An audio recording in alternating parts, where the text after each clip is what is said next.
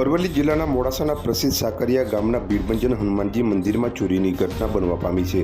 તસ્કરે મંદિરના કેબિનનું તાળું તોડી રોકડ સહિત ₹5,12,000 મત્તાની ચોરીને અંજામ આપ્યો હોવાની ઘટનાને લઈ ફરિયાદીએ ફરિયાદ નોંધાવતા મોડાસા રૂરલ પોલીસે અજાણ્યા ચોર ઈસમ વિરુદ્ધ ગુનો રજીસ્ટર કરી વધુ તપાસ હાથ ધરી છે।